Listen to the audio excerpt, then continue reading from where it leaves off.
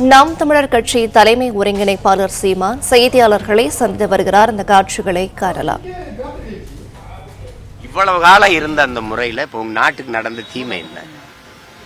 வக்பு இடம் உங்களது இல்லை. இஸ்லாமிய பெருமக்கள் இஸ்லாமிய மார்க்கத்தின் மீது அந்த சமயத்தின் மீது ஆழ்ந்த நம்பிக்கை கொண்ட பெருமக்கள் ஏக இறைவன் அல்லாவினுடைய திருப்பெயரால நற்காரியங்கள் செய்வதற்கு நன்கொடையா கொடுக்கப்பட்ட இடங்கள் அது. இப்ப கூட மயிலாப்பூர்ல இருக்க தப்பக்கொலை ஆற்காடு நவாப் கொடுத்த இடத்துல தான் வெட்டப்பட்டிருக்கு. அது மூடி விட்டுருவீங்களா கேட்கிறேன்.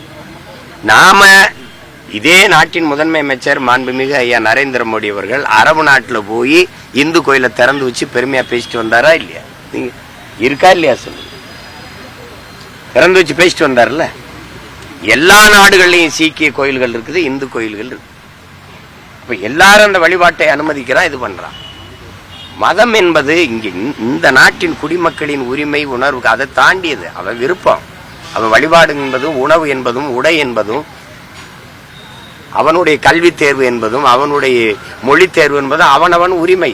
இது கட்டாயமா இதைத்தான் செய்யணும், இதை செய்யக்கூடாதுங்கிறது இது சர்வாதிகாரமும் இல்லை, கொடுங்கோன்மை. அந்த போக்கை ஆட்சியாளர்கள் கைவிடணும், மாற்றிக்கொள்ளணும். இது நாட்டின் ஒருமைப்பாட்டுக்கு இறையாண்மைக்கும் ஏற்புடையதல்ல. அது இதேதான் நீங்க முத்தலாக்கு தடை சட்டத்தில் கொண்டு வந்தீங்க. நபிகள் நாயகம் தந்தருளிய ஷரீர் சட்டத்துல தான் பெண்களுக்கு அதிக உரிமை இருக்கு, முன்னுரிமை இருக்கு. நம்ம படிச்சு பார்த்தா நீங்க யாரா இருந்தாலும் ஏற்பீர்கள். அவ்வளவு பெண்களுக்கான முன்னுரிமை, பெண்களுக்கான பாதுகாப்பு அந்த சட்டத்துல தான் இருக்கு. அதை தகர்த்து அதை இது பண்ணணும். நாங்க இஸ்லாமிய பெண்களுக்கு ஏதோ எல்லாம் செய்யறோன்ட்டு இப்ப இந்து பெண்களுக்கு எல்லாம் பெற்றுக் கொடுத்துட்டீங்களா? அதை வச்சுதான் அரசியல். இஸ்லாமிய மக்கள் மீது ஒரு வெறுப்புணர்வை அது ஏற்படுத்தும் போது இந்து மக்கள் அதுக்கு எதிராக ஒரு மதத்தை பின்பற்றி இருக்கிற வெகுவான மக்களின் வாக்கை தன் பக்கம் ஈர்ப்பதற்கு, குவிப்பதற்கு அது பயன்படுது. அது அவ்வப்போது தேர்தல்கள் வரும்போதெல்லாம் இந்த மாதிரியான வேலை திட்டங்கள் நிறைவேற்றப்படுது. அது ஒன்றும் பண்ண முடியாது. இப்போ இது நீங்க பாருங்க, வக்பு வாரியத்தில் அங்க அதுல இருக்கிற இடங்கள் எல்லாம் பிரச்சனை. அதையெல்லாம் இவங்க எடுத்துட்ட பிறகு நாட்டில் வறுமையோ ஏழ்மையோ பசியோ வேலையின்மையோ ஒன்றும் இருக்காது, ஒண்ணுமே இருக்காது, எல்லாம் ஒளிஞ்சிரும். பாருங்க நீங்க தலைவருக்கு வைப்பிரிவு பாதுகாப்பு நடைமுறை எளிய மக்களோட உங்களை மாதிரி சந்திக்கிறத தவிர்க்க நினைக்கிறீங்களா? அவருக்கு அப்படி சொல்ல முடியாது. அது அவருக்கு தேவைப்படுது, தம்பிக்கு கேட்டு பெற்றிருக்கிறாரு, எனக்கு தேவைப்படல. நான் நினைப்பேன் நான் தான் என் நாட்டுக்கும் மக்களுக்கும் பாதுகாப்புன்னு. எனக்கு எதுக்கு பாதுகாப்புன்னு நினைப்பேன். எனக்கு என் மக்கள் தான். நான் யாரோட போறேன், யாரை போய் சந்திக்கிறேன்னு நான் நினைப்பேன். நான் என் ஆத்தால போய் அண்ணன் தம்பி சின்ன தமக்க பெரிய தமக்க மாமச்சின சொந்தக்காரனை தான் சந்திக்கிறேன். மக்கள் அரசியல் அது அவசியம் இல்லைன்னு நினைக்கிறேன். இந்த ராணுவ அரசியலுக்கு என்ன தேவை? மக்கள் அரசியல ஒரு தோல்ல கை போடுங்கன்பா, அன்னை கட்டி பிடிச்சிக்கிட்டா அப்படின்பா, அன்னை ஒரு முத்தம் கொடுத்துக்கிட்டாம்பா, அன்னை ஒரே ஒரு தடவை தன்படம் எடுத்துக்கிறேன்பா. அவனுக்காக தானே வேலை செய்ய வந்திருக்கோம். அப்ப மண்ணை வெல்லணும்னா மக்களின் மனத்தை வெல்லணும். அது மாநில தலைவரோட பதவி நிலைப்பாடு என்ன மாதிரி இருக்கு?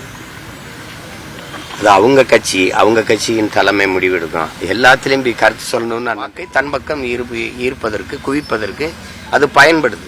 அது அவ்வப்போது தேர்தல்கள் வரும்போதெல்லாம் இந்த மாதிரியான வேலை திட்டங்கள் நிறைவேற்றப்படுது. அது ஒன்றும் பண்ண முடியாது. இப்போ இது நீங்க பாருங்க, வக்பு வாரியத்தில் அங்க அதுல இருக்கிற இடங்கள் எல்லாம் பிரச்சனை. அதையெல்லாம் இவங்க எடுத்துட்ட பிறகு நாட்டில் வறுமையோ ஏழ்மையோ பசியோ வேலையின்மையோ ஒன்றும் இருக்கு. இஸ்லாமிய மக்களுக்கு எதிராக சிந்திப்பது, அதற்கான செயல்பாடுகளை முன்வைப்பதை தவிர அதுக்கு கோட்பாடும் இல்லை, கொள்கையும் இல்லை. நாட்டை பற்றியோ மக்களை பற்றியோ மக்களின் நலனை பற்றியோ அதெல்லாம் அதுக்கு சிந்திக்காது. அப்படி சிந்திக்கிறதா இருந்தா இது தேவைப்படாது. ஒண்ணுதான் நான் உங்களுக்கு சொல்லுவேன், நாட்டை மக்களை நேசிக்கிறவனுக்கு சாதி மதத்தை பற்றி சாமியை பற்றி சிந்திக்க நேரம் இருக்காது. சாதி மதம் கடவுளை பற்றியே சிந்தித்துக் கொண்டிருக்கணும். நாட்டையும் மக்களையும் பற்றி கவலைப்பட வேண்டிய அவசியம் இருக்காது. ஏன்னா இதை சொன்னாலே மக்களுக்கு இது ஒரு போதை. மார்க்ஸ் ஏதாவது சொல்றாரு பாருங்க. இது என்ன சொல்றாருன்னா, கள்ளு சாராயமெல்லாம் குடிச்சாதான் இந்த மாதிரி இதெல்லாம் போதை ஏறும். ஆனா சாதி மதம் கடவுளை சொன்னவனே ஏறி இருந்தோம். அது படுத்து எந்திரிச்சா போதை தெளிஞ்சிரும். ஆனா இது செத்து பாடையில போனாலும் தெரியாது. ஏன்னா அதுதான் இங்க இருக்கிற பிரச்சனை. இது பேராபத்தான போதை.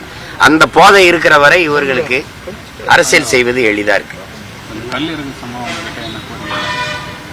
கோரிக்கை உங்களுக்கு தெரியுமில்ல, கல் கலப்படம்ட்டாங்க. இது புதிய கண்டுபிடிப்பா இருக்கு. 17 இறக்கி 2 நாள் அப்படியே வச்சா கெட்டு போய் இது கல்லா மாறுதுன்றாங்க. நம்ம எல்லாம் என்ன அந்த பனைமரத்துல தூக்குல தொங்க முடியாது, நம்ம மட்டை ரொம்ப உயரமா இருக்குல்ல, தூக்குல ஏன் சாகலாம். இப்படியெல்லாம் ஒரு ஐயா பொன்முடிய ஆசிரியரா இருந்தாரு, பேராசிரியரா இருந்தாங்கிறாங்க. சரி, அவருக்கு தெரியல, ஐயா சபாநாயகர் அப்பாவுக்கும் தெரியலையா? கல்லு கலப்படம், சரி நீங்க கலப்படம், அப்ப நீங்க விக்கிற அந்த பிராண்டி விஸ்கி எல்லாம் அப்படியே தீர்த்தம், கோயில் தீர்த்தம் இல்லையா, புனித நீர் இல்லையா, அதுல எதுவும் கலப்படம் இல்ல. உலகத்திலே தூய நீர் வந்து அப்படியே நேரடியா கலப்படம் இல்லாத ஒரு மதுன்னா, அது மதுன்னு சொல்லக்கூடாது, மூலிகை சாறு, அது பனம்பால் தென்னம்பால், அது கலப்படம் இல்லாத ஒன்று. அதுல சுண்ணாம்பு தேய்ச்சாதான் அது பதநீராவே மாறும். இந்த அடிப்படையோட தெரியாம நீங்க எப்படி இவ்வளவு ஒரு உயரத்துக்கு வந்தீங்க சொல்லுங்க? கல்லு குடிச்சு செத்தவன் எத்தனை பேரு சொல்லு, சொத்தம் விட்ட வித்தனம் எத்தனை பேரு சொல்லு, ஒரு பட்டியல் சொல்லு. கல்லு உணவின் ஒரு பகுதின்னு தான் அரசியலமைப்பு சட்டமே சொல்லுது. சங்க இலக்கியங்களிலிருந்து எங்களுடைய இந்த கல் எங்க உணவின் ஒரு பகுதியா இருந்து வந்திருக்கு. எங்கள் அதிகமான அவை பெரும்பாட்டியும் கல்லுண்டு பேசிக்கொண்டிருந்தாங்கன்னு இருக்குது. நாங்க இன்னும் விழா காலங்களில் கல்லுன்றோம். அது எங்களுக்கு ஒரு மது, அது ஒரு போதைங்கிறதே எங்களுக்கு கிடையாது. உங்களுக்கு தெரியுது. அப்ப பெருந்தலைவர் காலத்துல கல்லு கடை மூணுன்னா, ஐயா கல்லு குடிச்சா பசிக்காதியா அது அப்படின்னு சொல்லும்போது, அது உனக்கு எப்படி தெரியும்னு கேட்டதா கூட சொல்லுவாங்க. அவங்க கல்லுக்கு எதிராக இருந்திருக்காங்க. நீங்க கல்லுண்ணாமே சொல்லிட்டாரு உங்க பாட்டனார் வள்ளுவ பெருமகனாரும்பாங்க. அப்ப கொல்லான் புலான் உள்ளான எல்லா உயிர்களும் கைவிட்டு தொழும்னு சொல்லிட்டாரு என்றான். அதே கொலையில் கொடியோர வேந்தறுத்தல் களை கட்டதனோடு நேருங்கிறார், பைங்கோல் களை கட்டதனோடு நேருங்கிறார். ஒரு மண்ணை வந்து துரோகியை கொல்றது வந்து நிலத்துல களை எடுக்கிறதுக்கு சமம்டாங்கிறாரு. அதையே அவர் தான் சொல்றாரு. அதனால இது உங்களுக்கு எல்லாம் காரணம் தெரியாம இருந்து கேள்வி கேட்டீங்கன்னா, இப்ப மற்ற மாநிலங்கள்லாம் கல் இருக்கும்போது இதுல ஏன் தடை செய்யப்படுதுன்னா, மற்ற மாநில முதலமைச்சர்களுக்கு சாராய ஆலை இல்லை, இங்க இருக்கிற ஆட்சியாளர்களுக்கு சாராய ஆலை இருக்கு. கல்லுக்கடையை திறந்து விட்டா எவ்வளவு குடிக்கிறவனா இருந்தாலும் 2 லிட்டருக்கு மேல குடிக்க முடியாது. கல்லு ஏன் உணவின் ஒரு பகுதினா, உணவு மட்டும்தான் மனிதன் போதும்னு சொல்லுவான். கல்ல குடிச்சவனா 2 லிட்டர் அல்ல 2.5 லிட்டர் குடிச்சிட்டா போதும்னுவான். நீங்க வேணா சோதிச்சு பாருங்க.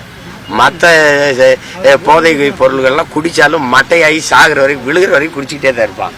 இது போதும்ன்றான்.